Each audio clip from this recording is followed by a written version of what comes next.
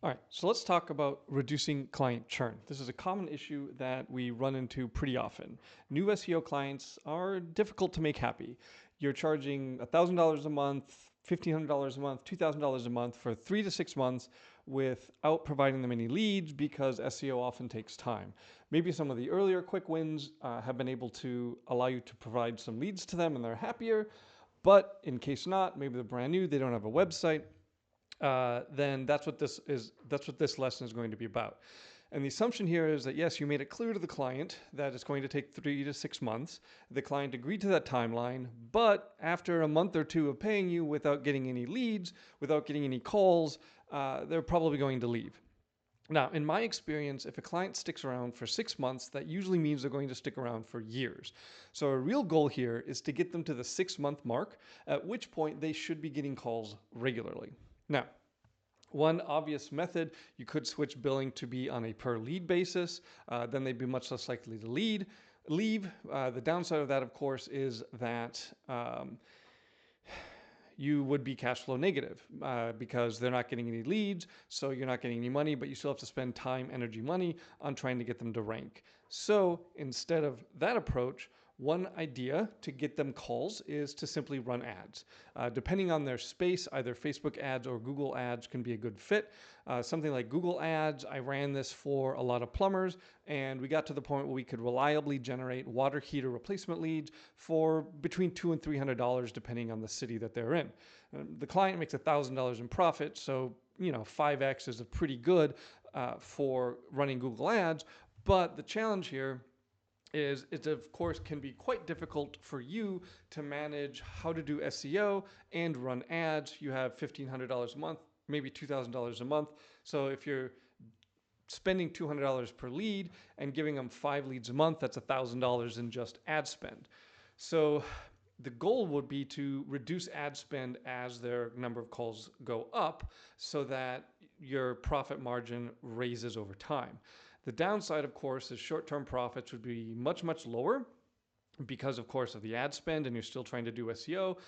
But as long as you stay cash flow positive, the goal is those long-term profits. Once you get them ranked, once you get them getting calls without having to spend ads. So that's one way to get them calls immediately, just to run some ads. Another really good way, we've done this in the past also, is to reactivate your client's old customer list.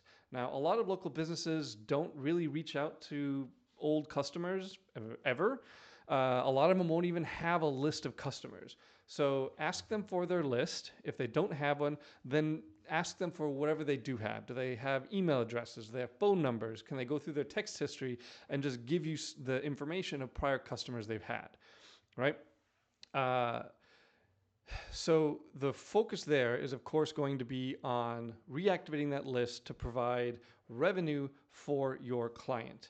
So we have a prompt to help you think of ways to generate additional revenue. So if we run this for, let's say, roofing, then what Claude is going to do is give us a few ideas on how to generate some additional revenue with an old customer list for a roofer. So we have the seasonal inspection, the emergency preparedness campaign, property value protection. So there's some pretty good ideas that it's coming up with here. You can ask it for more ideas, obviously change it to be your specific industry. But the goal there is to get a good offer that you can send out to their old customers. That will help them generate revenue immediately. It'll get them, a fair number of calls if they're good and have a trustworthy customer list.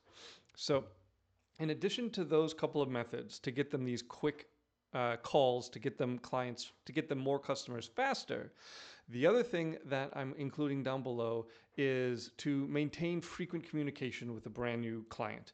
You don't want to have them pay you and then the next time they hear from you is a month later, right? Then they spend a whole month not hearing from you, wondering where their money is going, wondering what you're doing. So what I put down below is a schedule for the communications that you should be having with a brand new client, right? Our focus here, we're not going to go more than a week without scheduling a meeting with them. And especially in the first week, we have 2 meetings. We actually have 3 meetings in that first week. So this is just basically constantly trying to meet with them. These are short 15, 20-minute meetings where you're giving them an update. Here's what we're working on. Here's what we're going to be working on. Here's something that we should review. Here's something that we should review. And the way this is structured is a lot of these, especially the early meetings, you can accomplish the work required for them with a simple prompt that you can find in the other sections of this course. Hopefully that was helpful, gave you some insights on how to reduce early client churn.